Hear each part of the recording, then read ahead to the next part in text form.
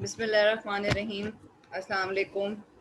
A very welcome to the new topic of accounting, and this topic is your trial balance. That first of all, we have started our chapter with the you can say theoretical background of transaction. Then after transaction, we have proceeded towards general journal, and after general journal we have prepared the ledger and the you can say T account. So after T account we have to prepare the trial balance. It is very easy, you can say the step, and very easy chapter. That after ledger how you will be capable enough to prepare the trial balance. So we have few steps. That first of all, for the examination we usually have transaction, then from the transaction we prepare general journal, then from prepare general we will prepare leisure, and then after leisure we have a topic that is your trial balance. Okay, basically the trial balance concept is to show again your debit and credit equal. Okay, but in trial balance we no need to use CD and BD. It is just we need to equalize the nature of accounts, which just need to equalize the head of accounts, but it will automatically be balanced when your quotient is correct. Okay, अगर आपने transaction से अपनी journal entry को सही record किया है, उस journal entry का बिल्कुल करेक्ट लेजर या टी अकाउंट फॉर्म किया है, तो आपका ट्रायल बैलेंस हमेशा बैलेंस आएगा ऑटोमेटिकली. ट्रायल बैलेंस को कभी आप लोग सीडी या बीडी नहीं करते. Clear? So I proceed towards the lecture.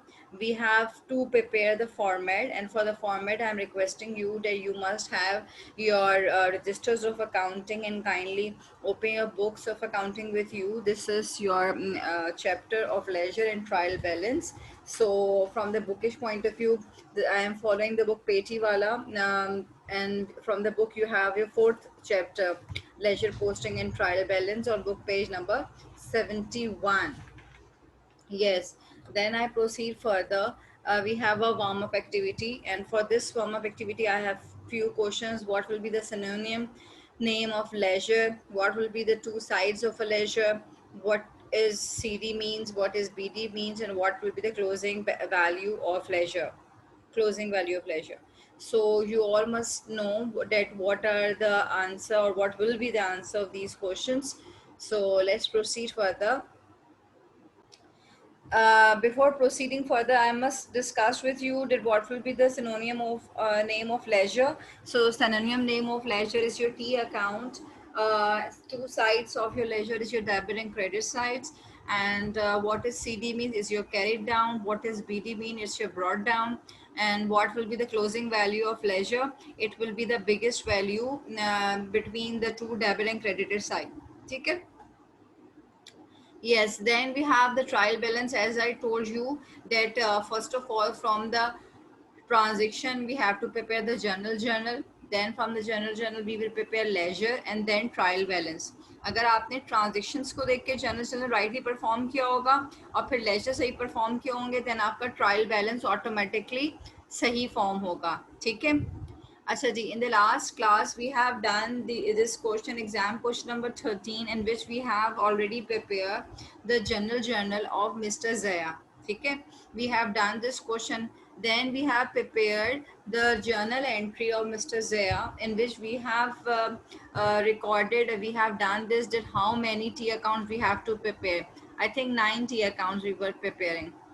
Now after getting this journal we have prepared the T accounts and the leisure of this journal. ठीक है, हमने सबसे पहले ट्रांजेक्शन्स ली थी. ट्रांजेक्शन्स से आपने बनाया journal, उस journal का आपने बनाए थे बेटे T account या leisure.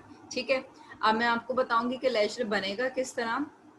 ये आपका वो टी अकाउंट से जो आपने फॉर्म किए थे, सेपरेटली आपने हर नेचर ऑफ अकाउंट के, जैसे cash, capital, office supplies, rent, office equipment, payables, receivables, consultancy fee income, and then drawings, we have prepared the T accounts.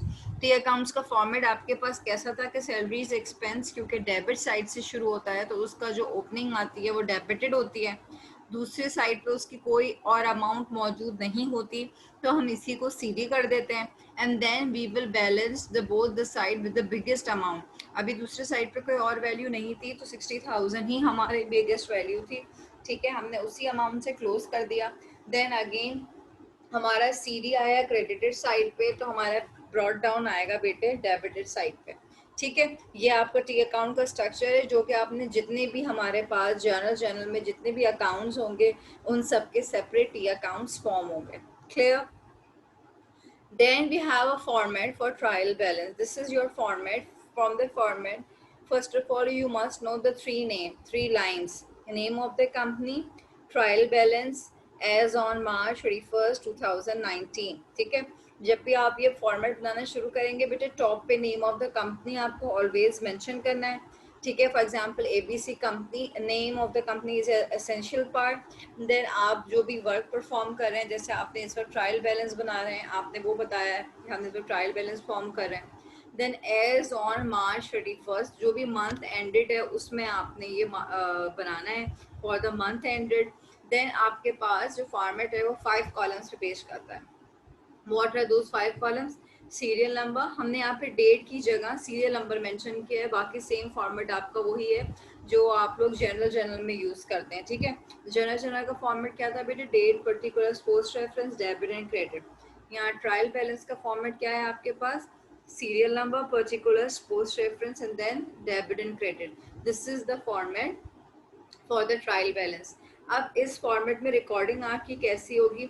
जितने भी आप लोगों ने लेजर्स बनाए हैं, टी अकाउंट बनाए हैं, उनके सिर्फ ब्रॉड डाउन की रिकॉर्डिंग यहाँ पे होगी, ठीक है। जितने भी आपके ब्रॉड डाउन हैं वो आपके इस ट्रायल बैलेंस में रिकॉर्ड हो जाएंगे। और ब्रॉड डाउन, जैसे फॉर एग्जाम्पल कैश का ब्रॉड डाउन आपके पास आया है 15,000, ठीक है। अब वो 15,000 ब्रॉड डाउन कैश का डेबिट साइड पे आया होगा, तो आप उसको डेबिट में लिखेंगे यहाँ पे 15,000। ऑफिस फर्नीचर, अगर आपका उसके पास ब्रॉड डाउन आया है 30,000, तो आप ऑफिस फर्नीचर यहाँ पे लिखेंगे। और 30,000 अगर ब्रॉड डाउन डेबिट में आएगा तो आप ट्रायल बैलेंस के डेबिट में लिखिएगा। अगर आप लोग का ब्रॉड डाउन जैसे कि लाइबिलिटीज है, लाइबिलिटीज का ब्रॉड डाउन आपके पास आएगा हमेशा क्रेडिटेड साइड पे, ठीक है, तो आप उसको क्रेडिटेड साइड पे लिखेंगे।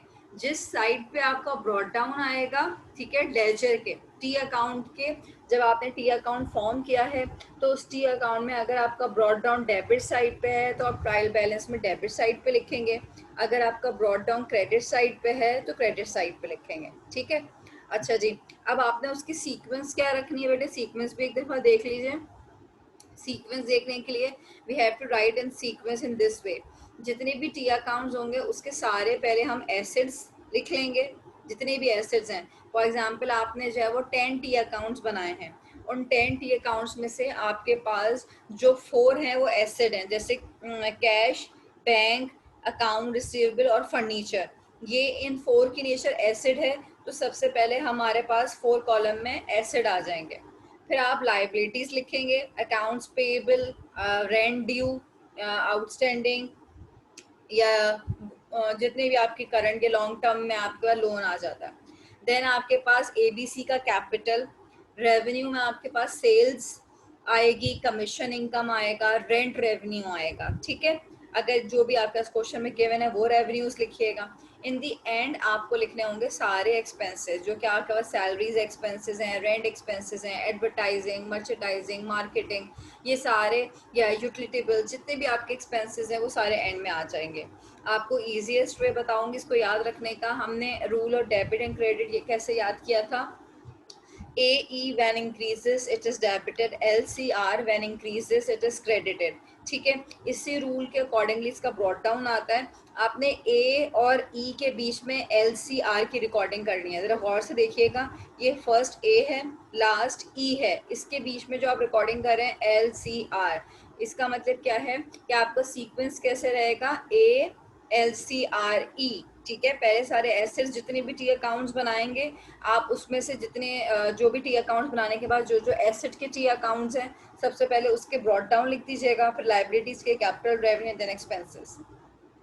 Hope so my words are clear to all, and plus we will discuss the more questions meanwhile. Yes, yes,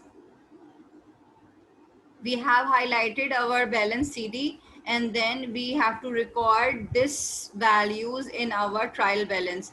Assets, liabilities, revenue and expenses, सिर्फ उनके ब्रॉड डाउन्स लिखना है हमारे पास. अगर यहाँ पे सेल्स देखिए, सेल्स की नेचर रेवेन्यू है. अगर इसका ब्रॉड डाउन आपके पास क्रेडिट साइड पे आएगा तो आप बेटा ट्रायल बैलेंस में जब यहाँ पे सेल्स लिखेंगे तो इसका ब्रॉड डाउन क्रेडिट साइड पे रिकॉर्ड कीजिएगा.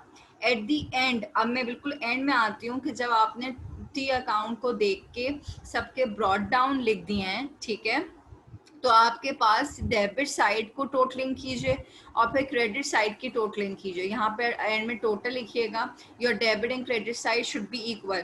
अगर डेबिट साइड पे आपके 10,000 आया है सपोज, तो क्रेडिट साइड पे भी आपका 10,000 ही आएगा. ठीक है. This is the you can say picture of your trial balance in which you can see कि हमारे पास सबसे पहले सारे उन्होंने कैश एसेट्स लिखते हैं, वैसे इन्होंने कैपिटल लिखा हुआ है, पहले सारे एसेट्स आते हैं. ठीक है. देन लाइबिलिटीज होती हैं. सीक्वेंस शायद इनका गलत है क्वेश्चन का, but I am letting you know that how you have to do. आपने सारे सीरियल नंबर्स लिखने हैं. यहाँ पे जितने भी नेचर ऑफ अकाउंट्स हैं उनकी सीक्वेंस ALCRE होना चाहिए. यहाँ पे सीक्वेंस डिस्टर्ब हुई हुई है क्योंकि उन्हें लाइबिलिटीज को यहाँ पे देखिएगा. I have seen liabilities. ठीक है. लाइबिलिटीज इन्होंने बीच में यहाँ लिख दी हैं, जबकि वो कैश के बाद लाइबिलिटीज आती हैं, फिर कैपिटल, फिर रेवेन्यू एंड देन एक्सपेंस. ठीक है. यहाँ पे आपने क्या करना है, ये इस तरह आपका debit and credit should be equal, खुद ब खुद ही इक्वल आएगा. अगर फॉर एग्जांपल बेटे आपने एग्जाम में अपने डेबिट साइड पे ब्रॉड डाउन रिकॉर्ड किए हैं और क्रेडिट साइड पे भी जो आए थे उनकी टोटलिंग करी, आपका यहाँ 10,000 आंसर आ रहा है और यहाँ पे आपका आंसर आ रहा है 9,000. ठीक है. तो आपके पास जो ये वाली वैल्यू है ना, जहाँ पे हम ये कह रहे हैं कि हमारे पास इस वक्त अगर यहाँ पे 10,000 है, ठीक है, और यहाँ पे मैं कह रही हूँ मेरे पास 9,000 है. अब ये जो वैल्यूज मैं आपको बता रही हूँ, इसका मतलब मेरा इस वक्त ये ट्रायल बैलेंस इक्वल नहीं है. ये 10,000 है, ये 9,000 है, इक्वल नहीं है. इट मीन्स कि आपने या तो जनरल में कोई मिस्टेक करी है या फिर आपने टी अकाउंट में कोई मिस्टेक करी है. अगर आपका जनरल में कोई मिस्टेक होगी, यानी आपने किसी जर्नल एंट्री में कैश की जगह अकाउंट रिसीवेबल लिख दिया, फिर उसकी रिकॉर्डिंग भी लेजर में गलत हो जाएगी, या आपने कहीं एक ज़ीरो मिस कर दिए हैं, तो ये जो आपका ट्रायल बैलेंस है ये इक्वल नहीं आएगा. ठीक है. ट्रायल बैलेंस में CDBD कुछ नहीं होता. सिर्फ ट्रायल बैलेंस के अंदर हम हर टी अकाउंट की ब्रॉड डाउन्स की वैल्यू सिर्फ यहाँ पे लिख देते हैं. जितने भी आपने टी अकाउंट्स बनाए होंगे सिर्फ उनका ब्रॉड डाउन यहाँ पर आएगा. अगर कोई टी अकाउंट ऐसा है जिसका ब्रॉड डाउन नहीं है, सपोज मैंने एक टी अकाउंट बनाया, उस टी अकाउंट के मेरे पास ये टी अकाउंट, ओहो, ठीक है, इसकी यहाँ इस साइड पे भी मेरे पास 10,000 ऑटोमेटिकली आ गया और इधर भी मेरे पास ऑटोमेटिकली 10,000 है, और इसको मुझे CDBD नहीं करना. तो जब इसका मेरा CDBD नहीं होगा तो वो टी अकाउंट में यहाँ पे लिखूंगी भी नहीं. सम टाइम ऐसा टी अकाउंट आ जाता है कि हमने उसकी जर्नल एंट्री रिकॉर्ड करी होती है और हमने उसके पास जनवरी 5 में 10,000 और जनवरी 15 में भी हमारे पास 10,000 क्रेडिट हो जाते हैं. इसका मतलब वो ऑटोमेटिकली CDBD हो चुका होता है. तो जिस टी अकाउंट को आपने जिसका ब्रॉड डाउन नहीं निकाला है उसको आप ट्रायल बैलेंस में नहीं लिखते. ठीक है. So this is the main theoretical part, explanatory part of this topic. ठीक है. हमने मिस्टर जमान का सबसे पहले क्वेश्चन फॉलो अप किया. This is the question number 5 and then this is the question number 5 general. हमारे पास बुक पेज नंबर 84 और 85 ऑफ पेटी वाला फर्स्ट ईयर अकाउंटिंग में आपको क्वेश्चन नंबर 5 नजर आएगा. उसमें आपने इसके जनरल को फॉलो करना है मिस्टर जमान एंड कंपनी के. अब उसके जनरल में आपको पता होना चाहिए, पहले कैश का टी अकाउंट बनेगा, फिर कैपिटल का, then furniture, then office supplies. इसकी नंबरिंग करिएगा.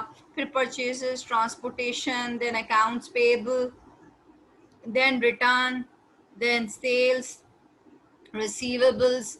बैंक का हमने ऊपर मार्क किया है नहीं. We have bank, office supplies. ठीक है, काफी सारे टी अकाउंट्स हैं. Then we have returns, advertisement, purchases ऊपर कर चुके हैं, पेबल पे कर चुके हैं, ट्रांसपोर्टेशन, एंड दैट्स इट. ठीक है. We have done this marking for the T accounts कि हमारे पास कितने टी अकाउंट्स बनेंगे. इसको हम नंबरिंग करेंगे. After numbering what I will do, I will make the T accounts. अब इन टी अकाउंट्स के अगेन टी, ये लेजर्स हमारे पास मौजूद हैं। इन लेजर्स के जितने भी ब्रॉड डाउन है मुझे सिर्फ इनको फोकस करना है, तो मैंने उन्हीं को हाईलाइट कर लिया है। ठीक है, ब्रॉड डाउन अगर मेरा डेबिट साइड पे होगा, ट्रायल बैलेंस के भी कहाँ लिखेंगे, डेबिट साइड पे लिखेंगे। ठीक है, यहाँ पे आपके पास ब्रॉड डाउन अगर नेगेटिव आ रहा है, सॉरी क्रेडिटेड आ रहा है, नॉट नेगेटिव, सॉरी, अगर हमारे पास ब्रॉड डाउन क्रेडिट साइड पे आ रहा है, आपने उसको क्रेडिट पे लिखना है। फर्नीचर का डेबिट है, एसेट्स के जो नेचर होती हैं उसके अकॉर्डिंगली ब्रॉड डाउन आते हैं वैसे। ठीक है, लेकिन आप लोग सिर्फ अपने इससे याद रखिएगा, हमारे पास परचेजेस है, नेचर एज एक्सपेंस है।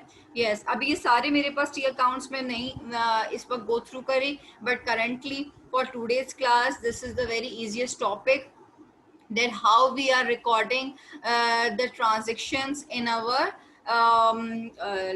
you can say journal, then from the journal how we are preparing the leisures की अमाउंट किस तरह ट्रायल बैलेंस में ट्रांसफर होती हैं, वो अभी मैंने आपके साथ डिस्कस किया कि हमने एक लेजर देखा है, उस लेजर का ब्रॉड डाउन डेबिट साइड पे, आपने उसको डेबिट पे रिकॉर्ड किया, क्रेडिट साइड पे उसको आपने क्रेडिट पे रिकॉर्ड किया।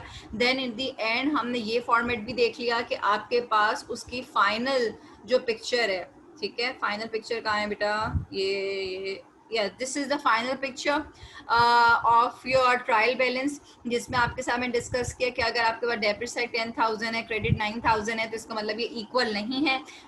ट्रायल बैलेंस का आंसर ऑटोमेटिकली इक्वल ही आना चाहिए डेबिट एंड क्रेडिट का, इसको आप सीधी बीडी कभी भी नहीं करते हैं। ठीक है, अगर आपके आंसर में कोई मिस्टेक है तो काइंडली अपने जर्नल से उसकी चेकिंग करना शुरू करें। आप ये देखें कि आपने जर्नल एंट्री सही बनाई है, देन आपको अपना लेजर दोबारा चेक करना पड़ेगा और फिर आपका ट्रायल बैलेंस आएगा। ठीक है, so this is all for today. Thank you so much for understanding the topic and giving me good response even.